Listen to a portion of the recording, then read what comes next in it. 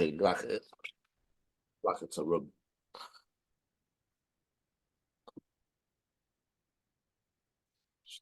Just waiting for people to enter. It's starting to fill up. It is 2 in a week, which is probably not the greatest planning. It's like match day where everyone comes in late. Here they come, Well, filling up. they're not late. We were late starting it. But actually, I need my charger. Oh, exciting to organise this evening. But right, they're coming in now. Which is good.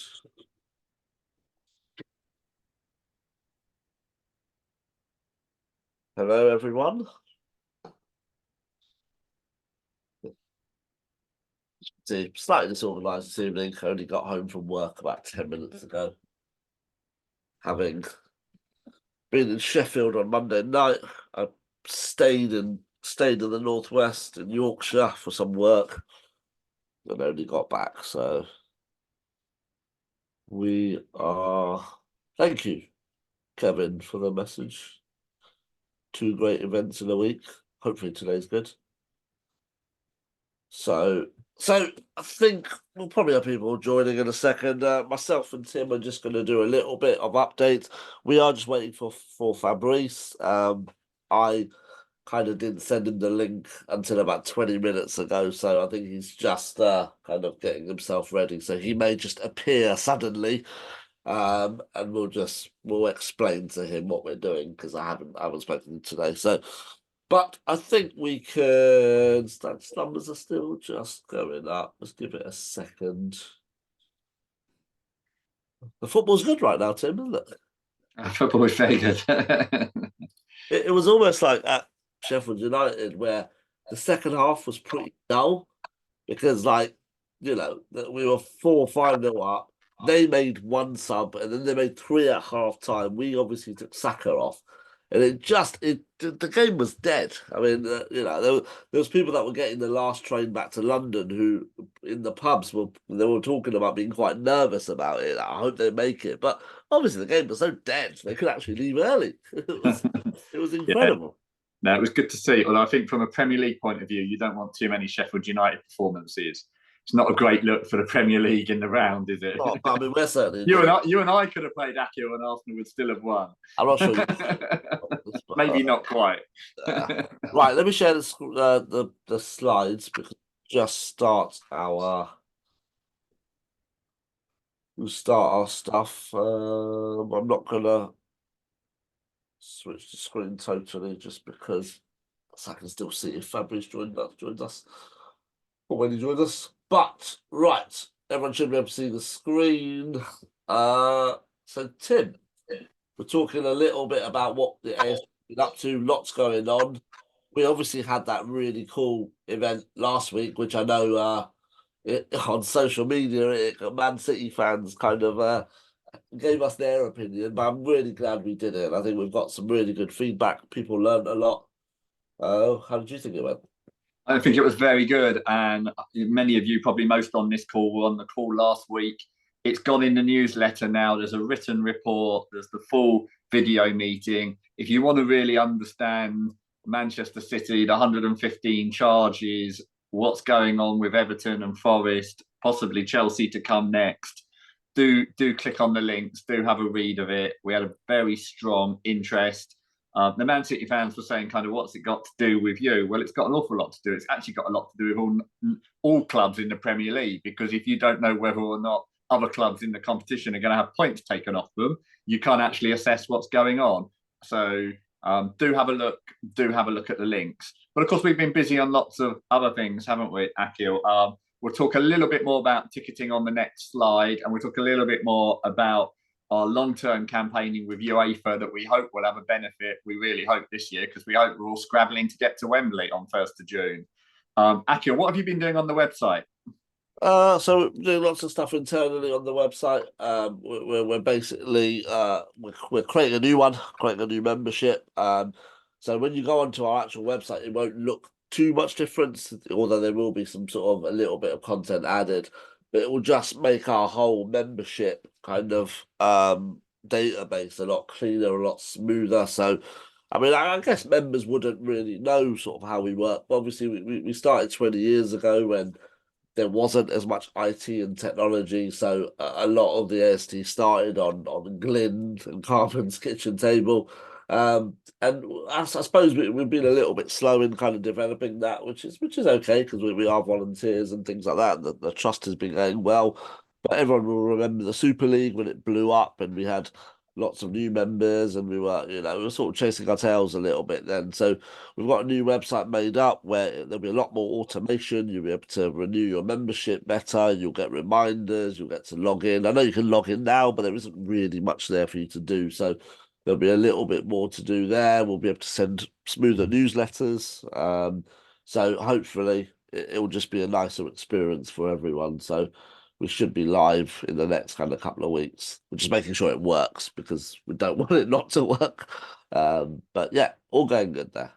Well done you. Some of our work is the important work behind the scenes to keep everything going so the organisation works well. Other things that were happening, our colleague Nigel went to a meeting at the Premier League yesterday. They had one supporter rep from each of the 20 Premier League clubs, meeting with some of the PGMLO looking at the refereeing. They were particularly, I think, asking questions about the in-stadium experience of VAR. How can they make it more of a kind of update to the stadiums, discussing audio and visual, discussing whether people want a high or low tolerance level for VAR. I think what that means is, do they want everything stopped, or do they want as much of a free-flowing game, only picking up on the really clear and obvious errors? Obviously, lots of shades of grey within that, but I think good that they're listening. And Nigel says that he'll provide more of an update for members next time that he's on. He couldn't join tonight. And it's also just on that, Tim. Obviously, it's one supporter per club. I mean, how is that decided? Because obviously we get to go. Is it because we're a society, we're registered? Is that how they decide? Well, the FSA, they do it with the FSA, who are the organised supporter group that link in. And on the whole, if there is a supporters trust involved in the FSA, they will ask that organisation to supply someone, because that is the structure that is a society, the one member, one vote, everybody involved. But they also tend to go to the organisations that have a good feel for this. I think we picked Nigel to go because Nigel's sort of home and away, got a lot of experience of being in the stadium. And of course, he's also, quite knowledgeable about the refereeing because he's got two sons who've done badges to certain levels and are involved on it. So we thought he'd be quite knowledgeable and a good person to have representing the Arsenal supporters in the meeting. Absolutely. Cool. Future meetings? Well, yeah, we've got another meeting in a couple of weeks' time that I think everyone will enjoy. It's with a very senior journalist, Rod Draper, who was, I think, the European Football Writer of the Year this year for some of the work he did covering the Champions League final and what went wrong in Paris last year. But he's also a Spanish speaker who lived in Barcelona for a while and has particularly followed the careers of Pep and Mikel and some of the other Spanish coaches in the Premier League. And he's going to do an in-depth look for us at why there's so many Spanish coaches in the Premier League. How did Mikel come to be a coach? The journey with Pep, how he's doing at Arsenal, and what that might lead to. So I think it will be a really good meeting. He's also the journalist that's interesting, that was the ghostwriter for Gary Neville when Gary Neville wrote the book about sort of the future of football and fans and the fight against the Super League and everything. So he's a really knowledgeable guest. So look out for that, everyone. We'll be sending the invites for that soon, 2 weeks' time. And then you'll also get the invite to an AGM late in April, which I think will be an in-person meeting, Akil. It's just difficult to schedule at the moment when so many games could be coming up. Yeah, I think that's part of the issue, is that we looked at the 1 week that we had free, but now we think the Chelsea game will probably slot into that week. So we're just looking at that. But yeah, we want to keep that in person, but obviously we'll try and have a Zoom element, or it'll certainly be recorded that we can send out. So we'll always look after you guys who aren't London based and overseas. So don't worry too much about that. Yeah. Next slide. Well, the issue of the day in many ways, and the issue of the month off the pitch, ticketing and ticketing prices. I say issue of the day because Spurs announced their pricing yesterday, and they seem to have read Arsenal's blueprint and just copied it, which is increases of about 6%, cutting the senior citizens, and generally being quite how much can we wring out of the fan base here. So there's been quite a lot of activity. But let us talk through our response to Arsenal's announcement. And what we'd welcome is people in chat or people using the info@arsenaltrust.org email to send us your views or comments, and we'll raise that as we go. But first of all, Akil, what were your thoughts on the headline price increases and how that works with extra games coming? Yeah, I mean, obviously, ticket pricing is massively important to me. I've been raising it probably at every AGM. I remember the Peter Hill Wood days, the Ivan Gazidis days. They just knew it was always going to be kind of the question that I asked. Um, it's obviously a what 4 and 6% rise, so that's kind of the real rise. But the reason why we've said 10% is it's because of the new Champions League format that many people wouldn't have even looked at. I mean, I it's only because of my role here why I've actually looked at it. But it's a case of we are going to be playing an extra game in the Champions League, well, two, but one at home because it's going to be 8 group games. So that obviously we are going to be paying for. It's not a free game. So you're paying your 5 to 6%, but you're also paying an extra game. So you might be paying a 40 or £50 rise, but then you might be paying a category B price, which could be anything from £40 to £70. So in total, it's about £100. You think of a season ticket, typically the lower tier is about a grand. So 10% is about £100. So, for me, when you hear about £2 billion deals in TV and commercial revenue and stuff, you just feel, you know, crisis at the moment, price and crisis and all that kind of stuff, cost of living crisis. Yeah, we all watched the budget yesterday, hoping that we all get a bit of a break. So I don't know, it just doesn't sit right with me. It never has, but we've had two rises now in 2 years. You can argue we didn't have many before that, which is true, but yeah, it's I don't know. I don't know how necessary it is. The club will say it is, of course, and you'd expect them to. But I think as a supporters trust, we obviously always want to keep ticket pricing down for people. We in a way, I would argue that when Monday night we went to Sheffield United, and of course it's a pain, but you know. I would much rather we take the TV money. We have to go through nights like that, but we keep our ticket pricing lower because I think that benefits everyone. But at the moment, it feels like we're also doing these Monday nights, and then we're also getting increases. It just doesn't quite feel right to me. But others may disagree. I think that's right. And one of the things that was very frustrating was we hoped we were on a journey of giving people more option here by moving to the 19-game season ticket. Now, I should stress here that is the option for a 19-game season ticket. There are many people that would want to pay for all of their seats up front and then sign in for the rest, and that's absolutely fine. But for some people, only paying for 19 games could suit their pocket, their finances, could also suit their lifestyle. We hear from some people that can't go midweek particularly and find that difficult. We are now the only Premier League club not offering the 19-game season ticket. So it's something we will keep pushing for. It's also really important because there will be, amongst those of you on the call, there will be silver and red members, and we see an awful lot about how difficult it is for them to get in. When you go to an optional 19-game season ticket, and some people have opted out of the cup games, you see more success in the ballot because there are more tickets available. The most successful games for Red and Silvers to get games for this season were Liverpool in the FA Cup and Porto, because some people aren't choosing to take up the full season ticket. So we will keep pushing that. It's a good option for people's pocket and a good option for more supporters getting into the ground. I got to say, and by the way, Fabrice has joined us, and I'll bring him in a second. But I got to say, I was always a little bit skeptical of that 19-game season ticket. I like to go to every game, as I know a lot of people do, and it felt like a little bit of a hassle to me. But actually, looking at the data, looking at that Liverpool game, looking at the Porto data, there's a lot of people there who might have left their seat empty for Liverpool if it was part of the season ticket. So actually, we did get more silvers and reds in, and the atmosphere at Liverpool in the first half was very good. So Mm. yeah, I'm kind of maybe turned a little bit. I think it's always important to say if you do want to go to every game, you still will be able to. You opt in. There were two windows to opt in this year. You'll have another window in the summer, so obviously that's key, and you are priced the same way. So previously you would have had a surcharge if we had gone over 7 games.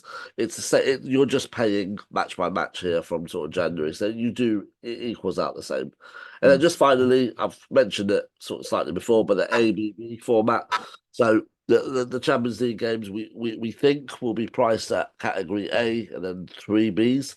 I'm not sure if that is right. I think the last game could be a dead rubber and probably will be a dead rubber with the way the format works. So, in my view, that should certainly be a C. Of course, it's only a saving of maybe a tenner in some lower tier seats, but a tenner's a tenner sort of thing. And I think Yeah.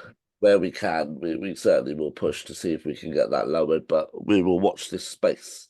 I think the group stages are going to be boring.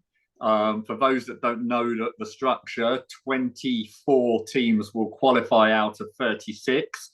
There's not much jeopardy there. I mean, I'm a bit of an old-fashioned, grumpy person, so I say, how can you have a category A in a group stage? The tournament doesn't get going till later on. But I can see if a Real Madrid or a Barcelona turn up in the group stage, probably you've got an A. But yeah, I think they're overdoing it, and it contributes to the 10%.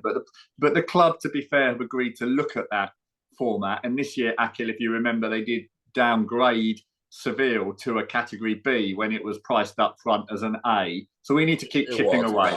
Seville are 15th in the league. I'm not sure they deserve to be category A this season. I think yeah, I don't know. I think category A in the group stage is very harsh, as you say. If we have a Barca or Madrid potentially, but I think we're a good side at the moment. We should have ambitions to go to quarters, to semis, to finals, and if we do that and we back Mikel and the team, then the club will get their A's. The club will get a couple. Hopefully, we beat Porto, and it's probably going to be another A. So I think let's just back ourselves, and we'll probably get far, and everyone's happy, sort of thing. But hey ho. And just very quickly, finally, allocations.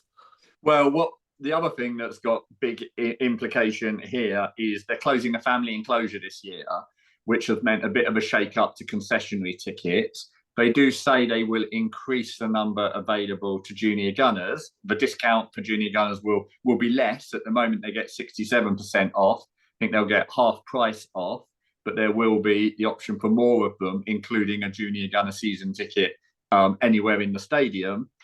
That's good. That's welcome. And Akil, you campaigned very hard as well for the young adult concession, and Arsenal have caught up with other clubs there.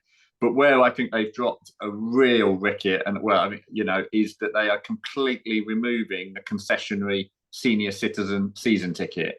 So as of next year, if you reach the age of 65, or I think it's 66 now with the new state pension laws, you will not be able to buy a season ticket at Arsenal anymore with a discount.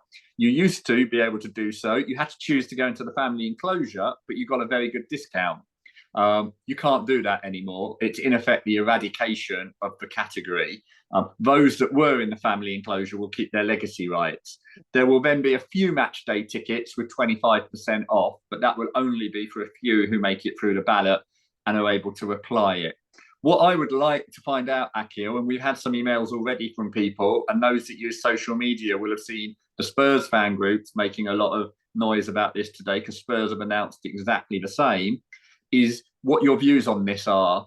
Is there anybody who thinks that in the future they might have used it? Anyone who has strong views that it should or shouldn't be a concessionary category? Please drop something in the chat on this function. I'll look at it as Akil gets going with Fabrice, or use our info@arsenaltrust.org email, and we'll collect your views.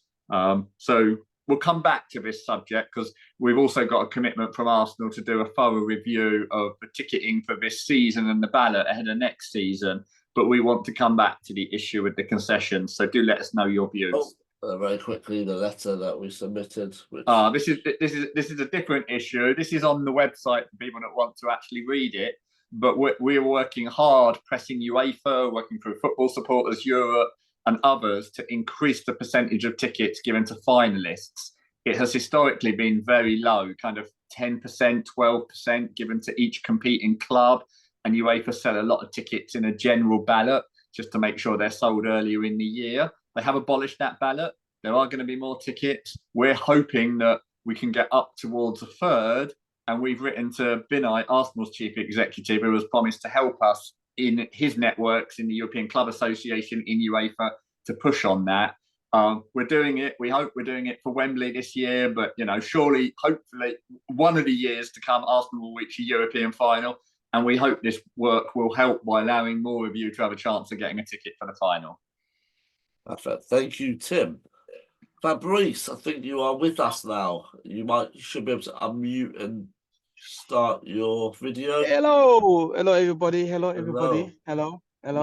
Ask you to start your video. You should get a little click. I'll just give me a minute so I can jump in. No problem. Give me a minute so I can jump in and do a video call. But in the meanwhile, thank you for sharing all the information about Arsenal ticket price. That's okay. If you fancy coming to a game, you now know how to get a ticket. No, I am actually coming to the game on Saturday. I am coming to watch Arsenal play Brentford. Okay. Yeah, so I'm looking forward to it. So I've not been in the Emirates for a while. So yeah. You still come back often, or? Oh, depending on my schedule, because obviously I coach myself as well, so I don't really have time to get down to the Emirates to watch Arsenal. So, and also my kids are heavily involved in football myself as well. So yes, I haven't really had time to come in to watch Arsenal play in the past. God knows since I stopped playing, to be honest with you. Okay, fair enough. Well, I'm sure it'll be good to see you back. Yeah, what was the likelihood? What was that? Sorry. That Arsenal will be able to lift the title. Hello? We hope so. It's getting exciting. Obviously, Arsenal are playing well at the moment, but we all know what Man City are like, and that's part of the problem, isn't it? I mean, I think there's not just Man City. You've got Liverpool who also part of the problem. Of course. Where Arsenal need to go to Anfield as well to play them. We've been to Anfield already. We drew there 1-1. Just 1-1, yeah. Yeah. So we've played Liverpool twice. We just have to go to City on Easter. So, are you able to put the video on? Is it working? I'm about a minute away to stop, and so I can put a video. We can have a proper chat. Absolutely. Regarding to everything you guys want to talk about. No problem. Take your time. Take your time. It's all very informal. So the way this works is it's a little bit like our podcast, but we've just got a live audience, and the live audience will ask us questions, and they're all members, they're all passionate Arsenal fans, and they'll ask us questions as we go along and stuff like that. So it's always very relaxed here at the Arsenal Supporters Trust. So what are you doing now? You're coaching, and is it? I coach because when I played at Bolton, when I finished, I stayed up north. Yeah. So I coach a Burnley. Obviously, for us this season it's been quite difficult. Yeah. With Vinny, and then in the cup between the Championship and the Premier League, we find every single week the speed of the game and how the game's been played. It's just been a very tough season for any team that's been promoted for, and I think Burnley are the one that really suffered because of how well they come up playing in the Championship, but they haven't been able to play like that in the Premier League this season. Yeah. But it's just it's just the nature of the game, really. Yeah. Are you still kind of positive? Obviously, we went there a few weeks ago and obviously scored a few goals, which probably wasn't nice for you. But is the Burnley lot still positive? I mean, you have to be optimistic about everything in life, So I'm not different to anybody. I feel like you just have to hope. You hope something goes through for us. You hope the Everton deduction come through, and then you can see how that turned out to the end of the season. But it's a very, very difficult one at the moment. You know, I'm not gonna sit here sugarcoat it, thinking there is a possibility. The possibility is getting slimmer every single week. Put it that way. Fair enough. Well, while you're still getting your thing out, we might as well start the sort of kind of couple of questions that we've got. I just wanted to know what it was like for you growing up. You know, when did you first decide that you wanted to be a footballer? When was that first moment when you thought, you know what, I could do this. I could actually do it.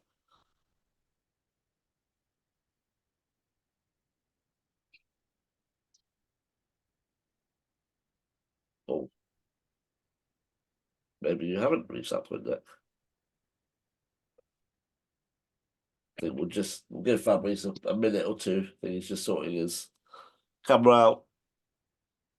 Meanwhile, you can look at me.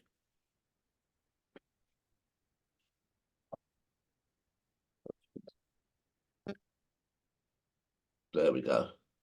Voila. There we go. Perfect. Great to see you. Thank you. You hear me, guys? We can. Yeah, perfect. Absolutely perfect. Thank you. Yeah, now I can feel I'm talking to someone, which is great. So welcome. Hello. Welcome to the Arsenal Supporters Trust, Fabrice. We are, you know, a membership organisation that kind of follows the club and works with the club and stuff like that. And we always like to bring guests who can not only talk about football but can talk about their own experiences. And of course, we will get into yours, and obviously we will talk about that day, and how that's kind of changed football a little bit in the country as well. But before we sort of get into all that, I just wanted to know when you were growing up, when was that moment when you thought I'm going to be a footballer, or I want to be a footballer? I mean, for me, to be able to say that I was able to play for Arsenal, it's a huge privilege and honor. Obviously, the dream was to be able to just to say I played football, but to be able to actually say that I played 2 games for the first team. I was part of the Champions League squad against Barcelona. To live most kids' childhood dream to be involved and play in the Premier League and in the Premier League in the Championship, regardless of what happened to me in 2012. I don't have no regret. I think for me, I live most kids' dream and I enjoy every single day life has to offer. I'm a big fan of football. I watch football from every angle, from young players to old, and I'm a supporter. So I don't have no qualm, no regret about my journey regarding to football.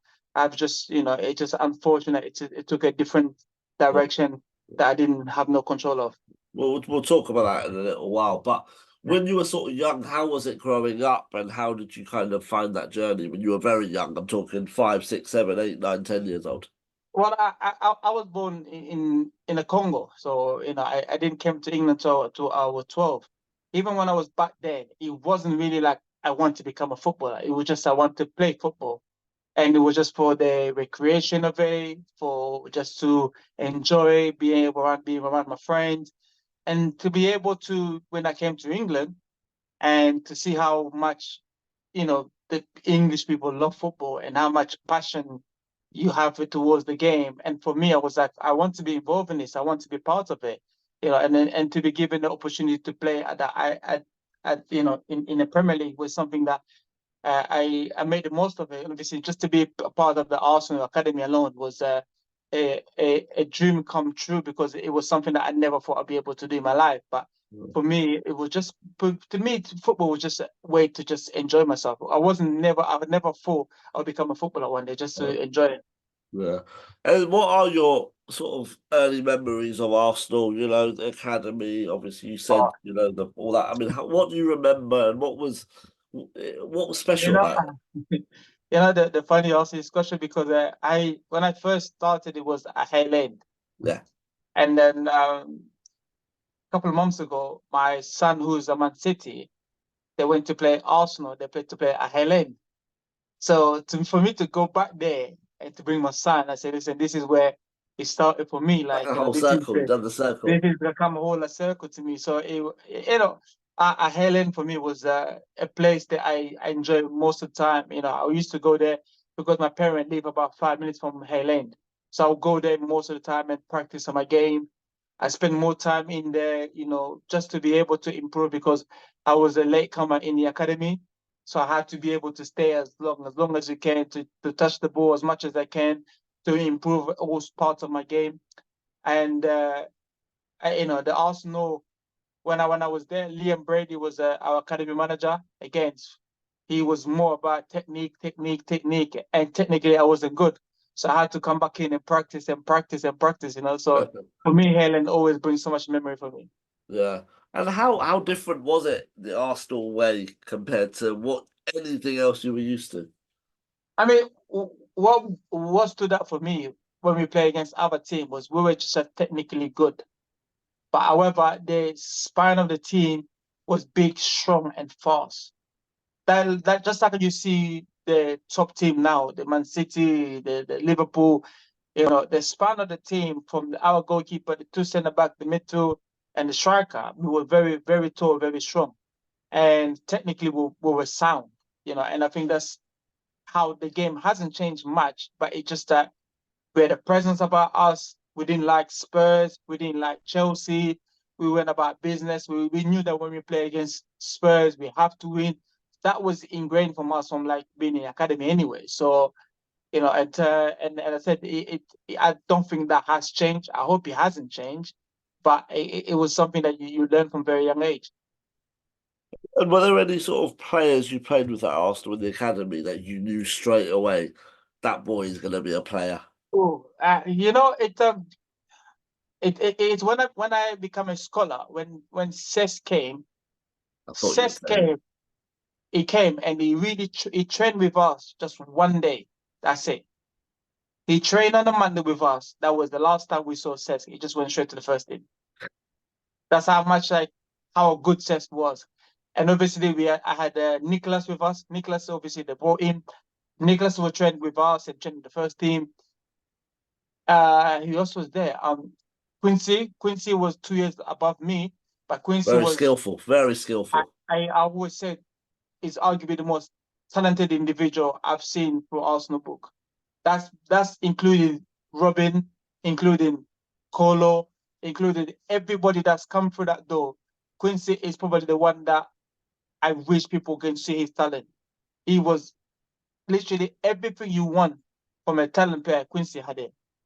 It's what a footballer! What a footballer! Were there players there also that you thought they're going to be great, but they just didn't make it? And were there any sort of players you felt he should have made I it? I say this because he's my mate, Nicholas.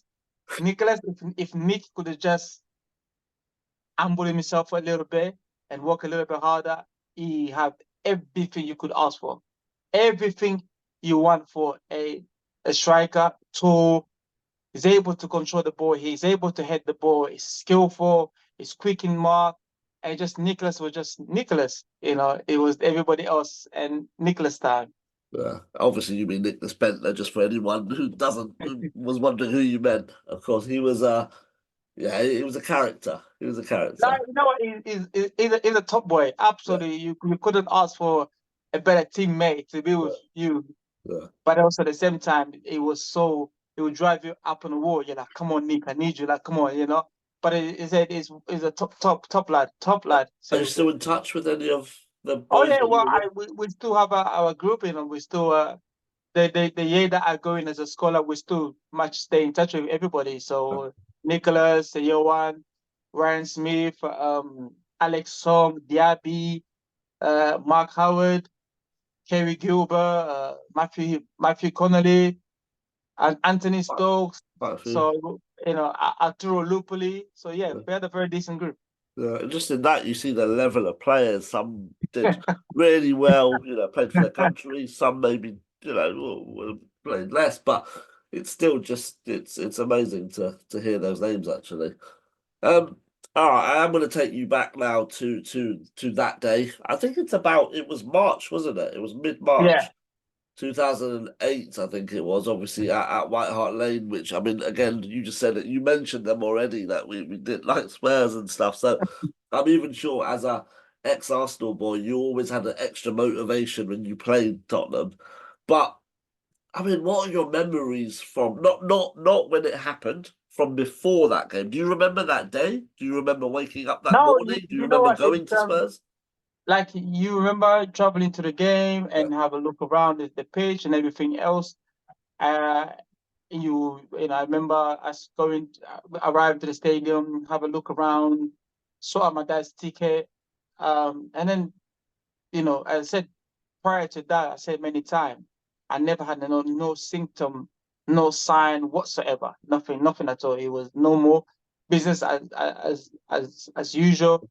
We started the game, and I think I missed an opportunity to score. I mean, I think the game was still 1-1. But however, if I was standing in front of somebody, I would see them double. So my vision become very blurry. So I couldn't really see somebody like one person. It's one person, but there's another person next to that person. But it's still one person. And out of nowhere, literally was not far from the halfway line.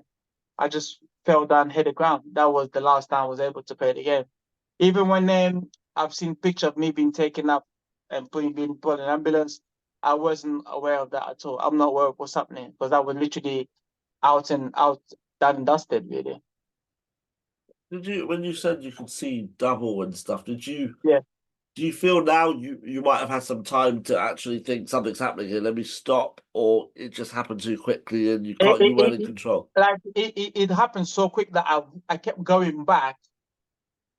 I didn't. I said, if somebody was in front of me, I can just see blurry. I just become blurry with the two of them, and then I just trying to control myself, and I couldn't. I didn't know because the pain was internal.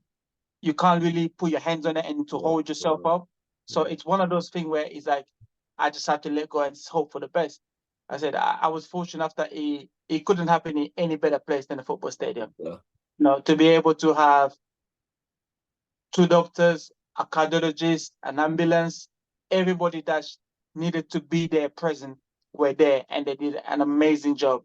And they just were able to get me from where I needed to be to the hospital and hoping for the best. And I think it turned out to be great for everybody. It was 2012, actually, not 2008, wasn't it? It was 12 years ago.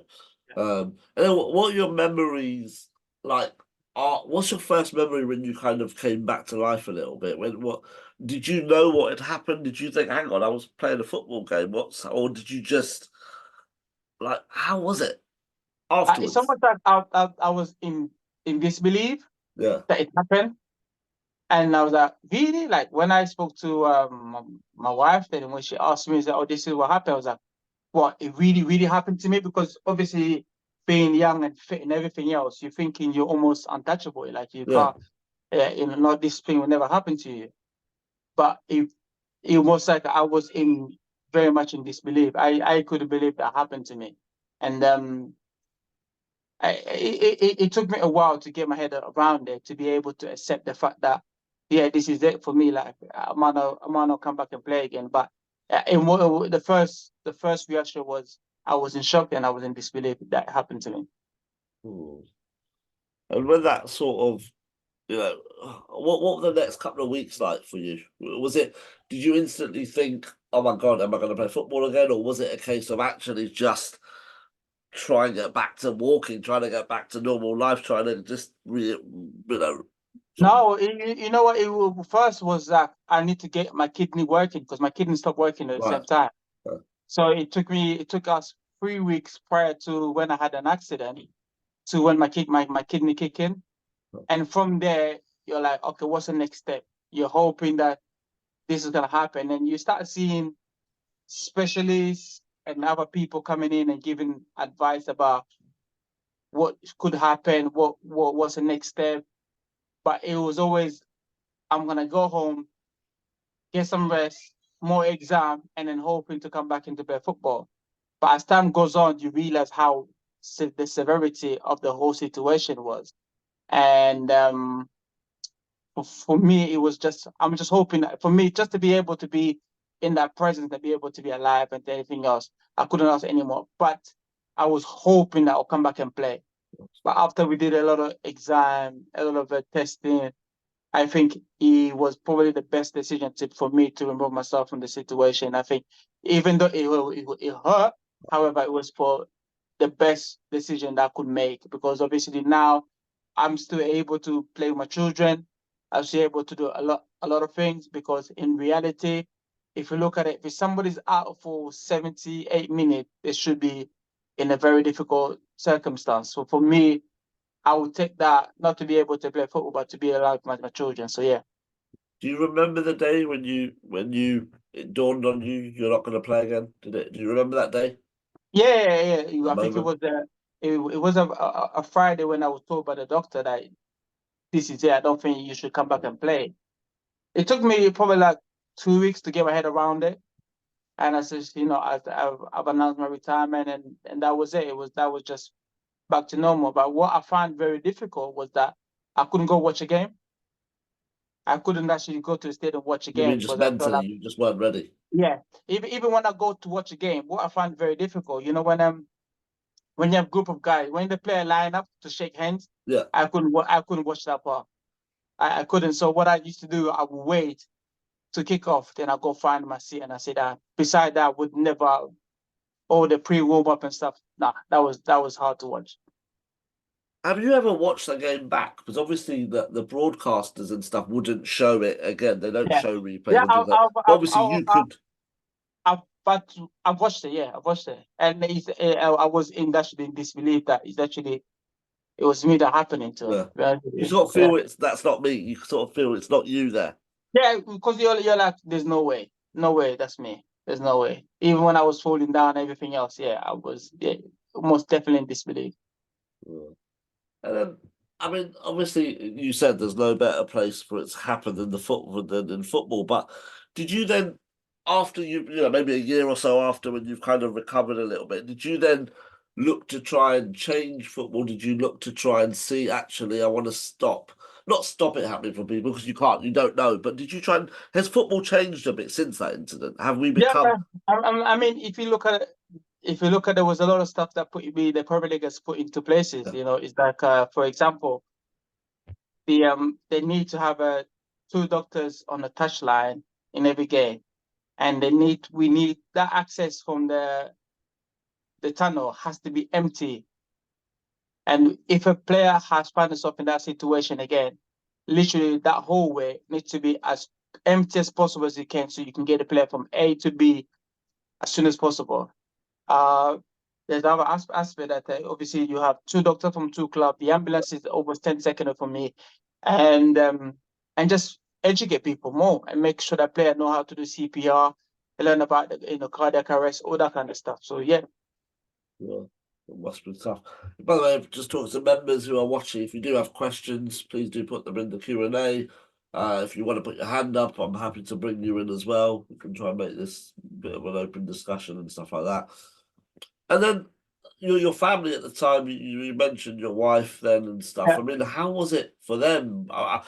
You probably don't know really that the real, because you were obviously within your own Yeah. battle, but have you spoken to your wife since? Well, you must have spoken to your wife since, but Yeah, obviously, we've had a conversation. So when it happened, my son was watching the game. how So old was he at the time? Joshua Joshua was about, How old is he now? Joshua is 15 now. He was about three. 3, yeah. So he kind of know exactly a little bit, but he's the only one that's seen me play football out of all my Your children. kids. Yeah. Yeah. So he kind of knew a little bit what happened, because even when I was in the hospital, he only came to see me once. Yeah. I didn't want him to Yeah. be around all that kind of stuff. So he kind of a little bit know what happened. But the kids, the kids are aware what happened to me, and I explained to them. And obviously with her, she didn't know what happened, because once that happened, she had to take the train from Manchester to London She with wasn't her. in the ground. She wasn't out. She was at home. But so she had to take the train from Manchester to London with uncertainty that I could be in a very difficult position, a very difficult circumstance. So he was more of a just hoping that for the best. So yeah, she did amazing in that time, because I think anybody else in that circumstance would find it very difficult. Mm-hmm. And how was sort of, we call them the football family, but How do you feel? Was was the FA, the Premier League, the PFA, friends, ex-players? Do you feel that they were all there, they were supportive, or do you think actually there's work to be done in that sort of situation when things like this I happen? mean, there was a support for a certain period of time. Once everything died down, everybody can go back to the normality, and the normality came back in. There was a lot of issue that went behind the scene where there was my contract regarding to Bolton because I still had 2.5 years left in my contract. So there was a lot of financial stuff where had to be changed in many ways. Also had to change for the future for almost every single player now anyway because of my accident, and it need to be dealt with. But at the end of the day, we came with a better conclusion, which I'm very happy about. And I said I don't have no regrets. Yeah. I don't have no hard feelings towards football. It just happened that my career was cut short for something that I didn't have control of. That's it. Do you think that there needs to be more support for players that potentially have their careers cut short or struggle afterwards? I mean, I was just reading, I think this morning about like Gaza again being sort of in trouble and he's living with his agent and stuff like that for obviously different reasons. But do you think that footballers need to have more help because it's sometimes a career can be cut short and it can be a very lonely place because you've been in the dressing room with. Yeah, I mean, listen, if I ask you, I'm asking this question, what's the average playing career? I don't know. You're going to probably surprise me, but 10, 12 years? And that's wrong. Average playing career is 7 years. Oh. So if you start playing, if you break in the first team when you're 18, by the time you're 25, you won't be the same person again. So, and by the time you're 26, you won't be getting a 4-year contract anymore. It'll be probably 2 years after 2 years. And the way the game is evolved and how fast everything is moved on, if you don't keep up with the pace of the game, you're probably losing out. There's only going to be one Ryan Giggs who plays to 40, and there's only going to be one James Milner. Besides that, I don't see current generation playing to the 40 to have that hunger, the desire to be able to maintain your body, your health, to be able to play to as long as you can. That don't happen anymore, So that on that side, it's very important to make sure that you educate yourself, know as much as you can, because once your career is done, it's done. If you don't want to get back into football, coaching and educate young player, then you're gonna have to find a 9-to-5 job like everybody else, So for me, it was more just educating myself, and as I said, I was fortunate enough that I played at decent levels, able to make a decent living. I was smart with my money, but it doesn't happen to everybody, especially the guys who play in the Championship, League One, League Two.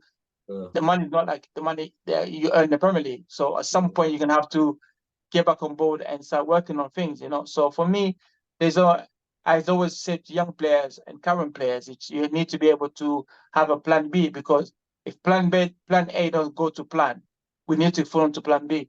Yeah, absolutely.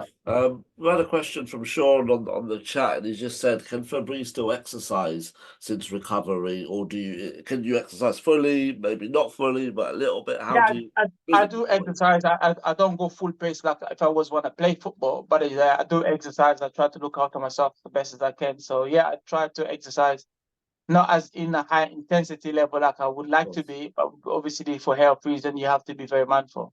Yeah, cool.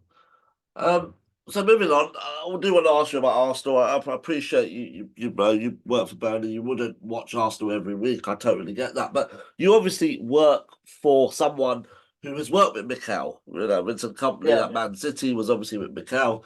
Have you ever asked Vincent about Mikel and what he was like and stuff? What's your sort of views on Mikel Arteta from maybe what you've heard? Look at it from the outside.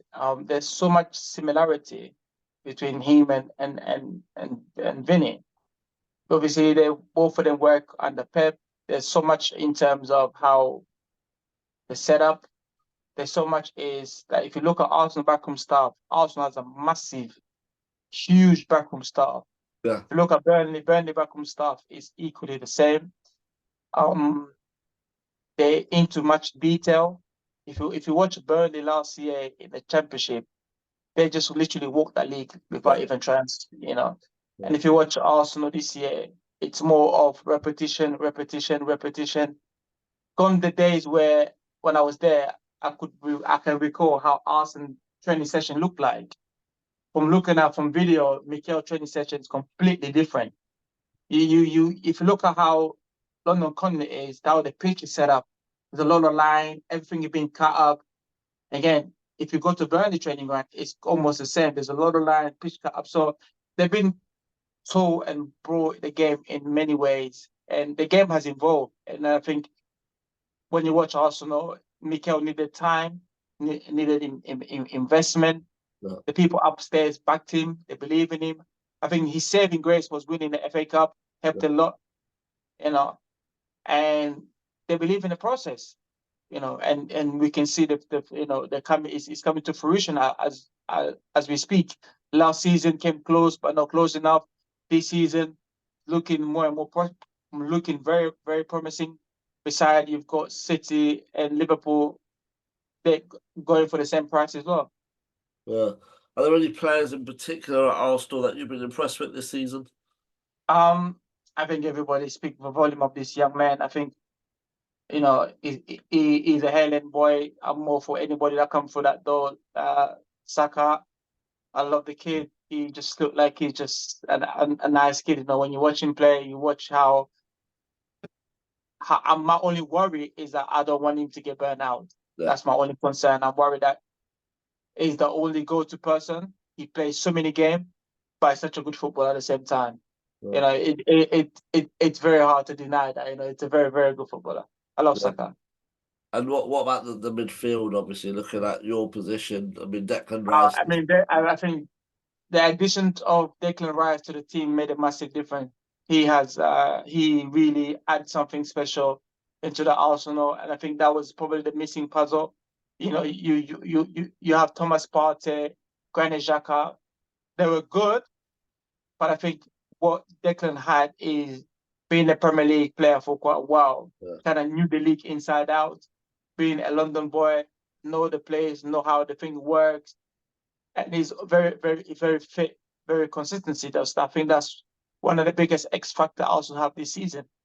And ultimately, who's going to win the league? If you had a crystal ball. It's a difficult one because when you look at how the two teams up north are going about the business, and my worry with Arsenal is that it just has a squad. If Martinelli is tired, can Martinelli play? And anybody else can come make a difference? If Saka's tired, can anybody come up step and make a difference? That's my only concern. And I think it's not just me, but for every Arsenal fan, where Mikel doesn't really switch and give other people opportunity. It's my worry that if one of those lads got injured, then we screw here. In trouble. Yeah. Tim, do you have a question?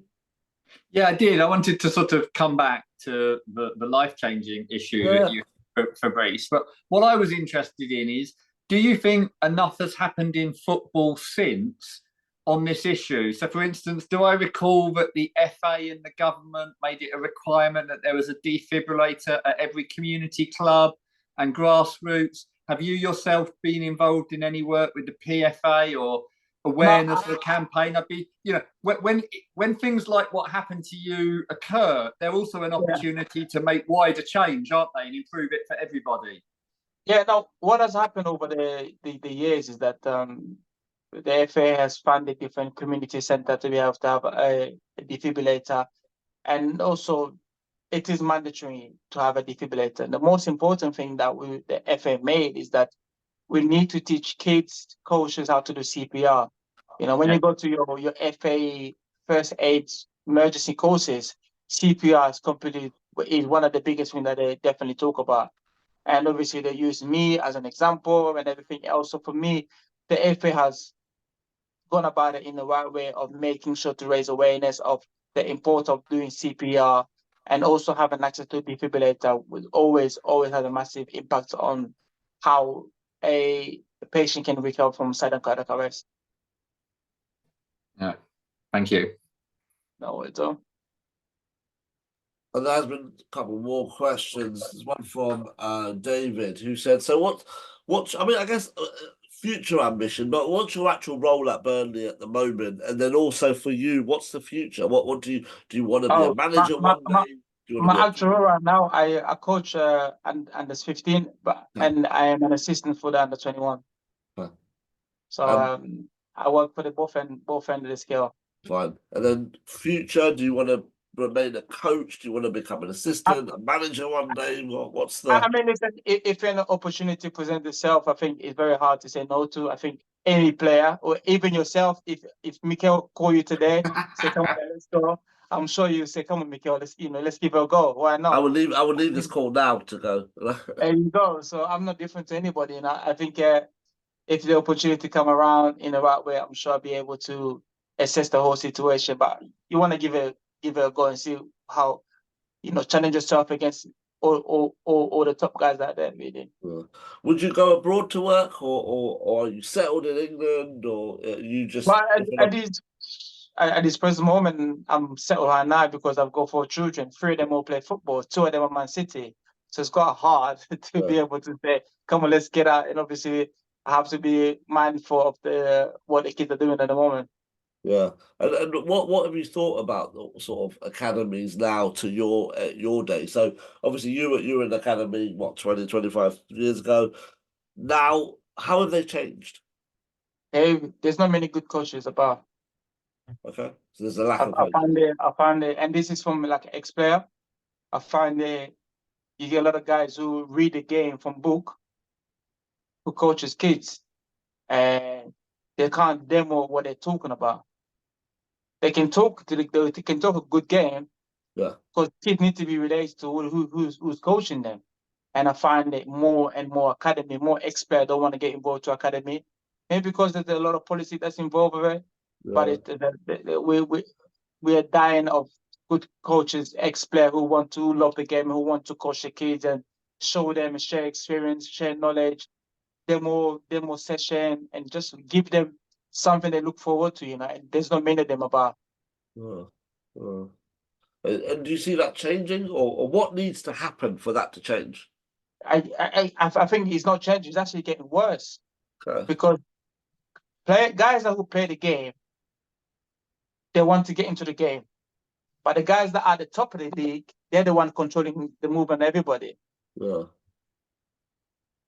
And it's very difficult.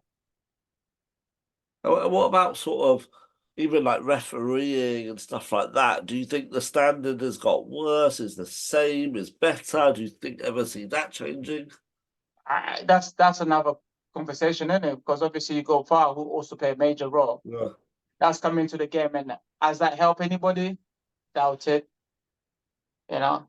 What's your What's the view on standard? what's your view on VAR? If you could get rid of it and change it, use it, carry it, stick with it, what would you? I mean, you're giving technology the power to control everything.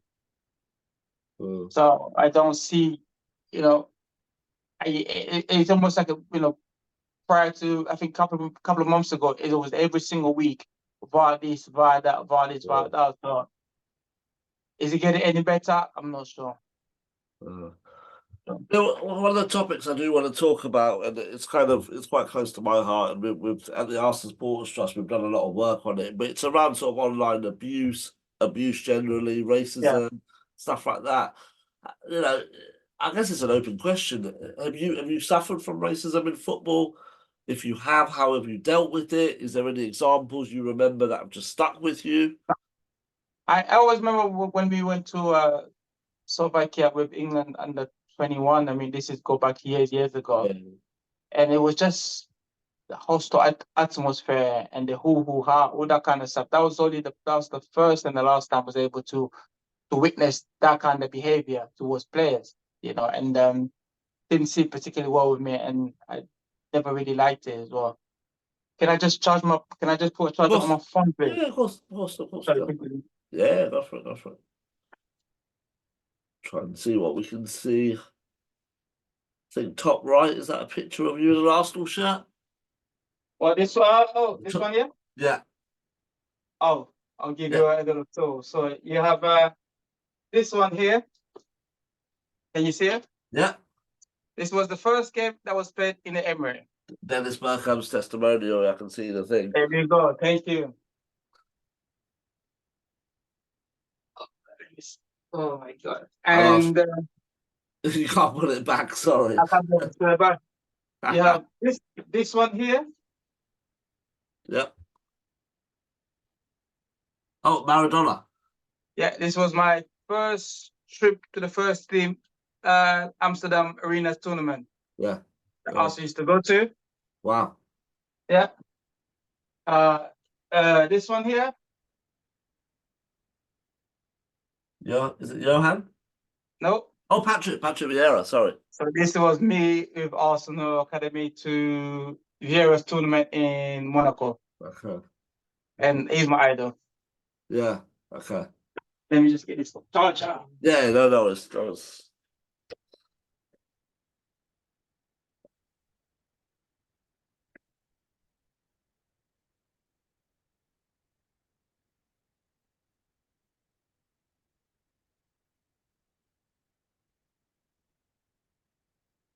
Can't quite tell what those others are.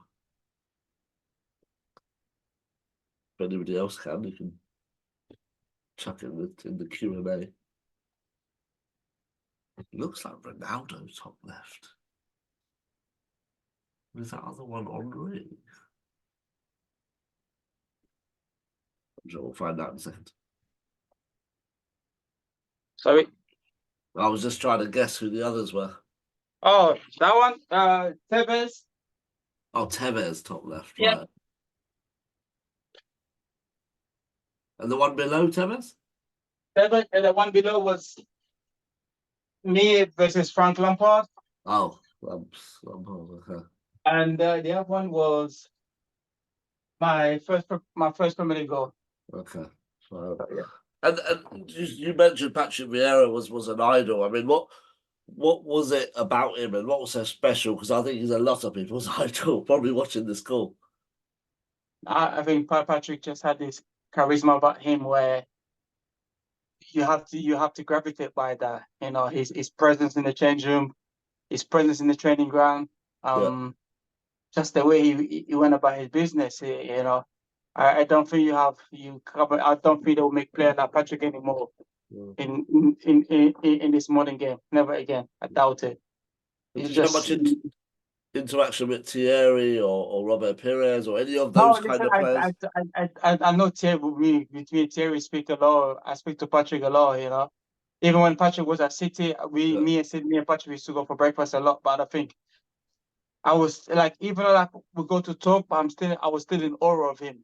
Yeah. I couldn't like, you know, sometimes you meet somebody who you idolize, but you almost still like, oh my God, it's really him, you know, it's really him. Like many we have like conversation. So one day he told me, hey, come on, you know, it's me and you now, let's have a chat. You know, I literally had to snap myself out of it because I was just like, oh, it's Patrick, you know. So yeah. Fair enough. Question from Mukhtar Khan. Hi Fabrice, what's your happiest memory of your playing career, or maybe your favourite match? Well, one of my happiest memory was to make my first team debut for Arsenal. We played a Carling Cup, played away at Sunderland, Robin scored, and I think the whole journey from the training ground to up north and to the Stadium of Light, to just walking in the stadium and seeing your shirt with your name on it, your number on it, and you just it's a hell of experience that. Just want to sort of take you back, because obviously when you put your phone to charge, it just about the sort of, you know, racism element and stuff. Do you think we do enough in football to kind of stop it, or do you think we have to do more? What, you know, how far are we down the journey? I mean, we can educate people in terms of racism, and we live in a multicultural society as we speak. And if I educate you, you kind of have a better understanding about it. But if I don't, then you're just assuming what you think is right. Yeah. You know, and we have to educate a lot of people, young and old, make it mandatory to respect people's religion, skin color, people, background, you know. And that's where it boils down to your upbringing, your your knowledge of people's background, all that kind of stuff, you know. So it's important we just keep educating future generation, you know, the guys who pass, who's a little bit older, just remind them, you know, we live in a world where it's inclusion, not like, you know, you can't keep separate people anymore. So yeah, that's where we are right now. Do you feel that you're scared that your kids will suffer for it, or you just think we'll see what No, happens? I mean, I brought up my kids to and expose them in different culture, different, you know, race, and they go to mixed school. And you want to expose kids to everything that you can so that when they become an adult, if they find themselves in a situation where it doesn't look familiar to them, but because they've been exposed from a very young age, they're able to handle it much better. Yeah. You know, so it's for me as a parent, it's important to educate them. Also, when you have their friends come over, you know, and just, you know, you go to speak to them, they also show them that your background, how you go about your business and stuff like that. So for me, I'm not worried about that. I just want to make sure that my kids are good enough and good people in a society. And we got a question on a similar sort of subject from Larry Shaw, and he says, Fabrice? What's your view on black managers at the top level? And can you ever see this changing? Because obviously at the moment there aren't many. Can you see it changing? I think when you have an opportunity to become a manager, you really have to be prepared for a lot of things. And I think there is this leeway where a white account manager probably get more time on a shelf life than the black account manager. However, if I'm gonna get into that position, I need to be prepared as the best as I can, so that if I do well, it will affect the future generation in a positive way, you know. And if I do worse, it will affect them in a negative way. It's all about being opportunity, but also are you doing your work to be given opportunity? Do you have the badges that you need to do work? Do you have the qualification that you need to do work? It's all well and good to say I've read the game. If you play the game and if it is what you want, then there's the time that you need to spend to learn the trade the right way. And if the opportunity presents itself in front of you, you're prepared well enough to be able to take the opportunity into hands. However, you got to be in the right place at the right time. You got to spend time out there learning the game, you know, learning the trade the right way. Yeah, absolutely. Just got a few more minutes now, last couple of minutes. So, you know, it's only right we end with Arsenal. I think you've spoken quite fondly about Arsenal. You know, your favourite memory was Arsenal. You talked about the academy. You said we a couple of times when we talked about Arsenal too. You know, one day, if you could, you know, get to Arsenal somewhere, would you want to? Would you? You know, honestly speaking, if I didn't live up north, Yeah, I would be working for Arsenal. right. I've had job opportunity to work, but I said to them, I can't move my family. They're all settled. They're all set up here. But if I live down south, not a problem, not a chance, not a problem in the world that I can walk in tomorrow and say, hey, here I am now. Where do I start? So Maybe yeah, for maybe me, when they're a bit older, then you yeah, can maybe a little bit find older, maybe, yeah. maybe. And you said you're visiting the Emirates for the first time in a little while on Saturday, but just Yeah. taking you back to that Dennis Bergkamp testimonial, first game at Emirates, how was that like? Because even for Ah, fans, it was so listen, exciting because it was a new era. How was it for you? we were the first people to grace to Yeah, blaze that grass. You know, it was Ajax best 11, yeah, and it was a special shirt with Dennis. You know the skill that he did against Newcastle, the turn. yeah, Yeah, so there was a graffiti of it in the front of the shirt. yeah. Everybody have one. Again, that was just a mind blowing experience. Just to, you know, you have to be there to experience it all. You know, so I've yeah. still got my program from the game. You see, Oh wow, yeah. it's So you know, it's see the program on the top left hand side, that that signature. yeah, Yeah, that one, that's on everybody's shirt. on the shirt. Everyone's shirt. Yeah, Yeah. yeah, And then to be able to be part of that, to go into the Ajax change room, the name that was in that change room, we all queued up like kids just to get our shirt signed. That's how how big it was. So for me, I'll never ever forget that experience. Never. Yeah, yeah. If you look at the match program and look at the name that was in that day involved, you That's see. what I'm looking at. It's Yeah. Seedorf, Overmars, Van der Vaart. He also yeah. there was big names, big names there. It must have been an amazing day. So Saturday's the first time you're going back for a while. You excited? What do you think Arsenal will obviously you kind of have to win to keep going, really? But I mean, what also brings you back? Is it just an opportunity or is it No, work? because my Burnley team play on Friday evening, so I was like, I'm gonna come watch Arsenal on Saturday, and I'm looking forward to it because City and Liverpool, one of them had to drop a point on the weekend, so it's a great opportunity for Arsenal. And my worry is that it just depends which type of Arsenal turn up. Yeah, yeah. And because obviously playing Saturday 5:30. It can go both ways. You can either turn up and have a good game, or let the occasion get it on top of you. I don't think Mikel will allow that. I think Mikel kinda he scored well enough to prep them to his best ability to make sure that I can predict that Arsenal will play on the front four. From the moment the game starts, Arsenal will jump off, will literally put pressure on Brentford and try to score early goal and play from there. Yeah, absolutely. Just had a sort of comment from Sean who says he remembers Fabrice scoring for Bolton at the Emirates in 2011. Yes, I did. The League Cup. Did you celebrate, or did you kind of do that thing when they just don't celebrate? I think I did celebrate a little bit. Yeah, I think I celebrated. Yes, I did. Yeah, yes, it's I okay. did. We forgive you.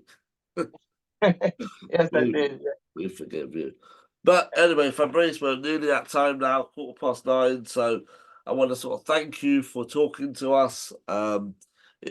You probably talked about, the incident so many times, but it can't be easy. Even now, it probably can't be easy talking about it. So we do thank you for talking about it so openly. No problem at all. I think for me, I just shared a lot with the whole situation. To be able to, still be here after so many years. And I said many people never had this opportunity to still be alive after they had my accident. I'm grateful. I'm okay. I enjoy life like anybody else. And for me, just take every day as it comes now and make the most of it. Yeah, absolutely. And when we said we were doing this, we got lots of kind of messages from members and Arsenal fans just saying actually that it's kind of, I guess because of what you've been through, but because you started at Arsenal, everyone does feel that little bit of connection with you, and people were excited to kind of hear from you and stuff. So I hope you know that you're very popular still with Arsenal fans. No, I appreciate that. I mean, when they was also doing, so I have no qualm doing it. I think anything that's involved Arsenal, I'm fully aware of it, and I'm also want to give the best because the club was always good to me when I was playing for them.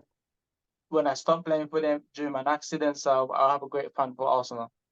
Perfect. Well, that's a perfect place to leave it, I think. Fabrice, thank you so much from me, from Tim, my colleague, and the rest of the Arsenal Sports Trust and our members. Thank you for giving up your evening. Best of luck for the rest of the season at Burnley as well. Hope you never know. As you said, you have to be optimistic. But more importantly, I hope the Arsenal entertain you on Saturday at 5:30. Because if you're happy, we'll be happy too that evening. No worries, though. Thank you so much. Thank you very much. Speak Thank soon. you. Thank you, guys. See you later. Yeah. Bye. And that was Fabrice.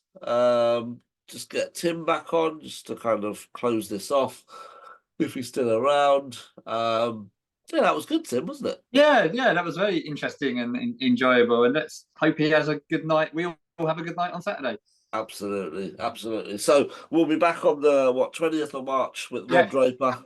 Invites out soon, and there'll be a recording for this out as well for anyone that joined halfway, I guess. And do let us have your thoughts on ticketing. Perfect. Right, that's it from us. Thanks, everyone. Good night. Enjoy Saturday. Let's keep the pressure up before that big game on Sunday. Up the Arsenal. Take care.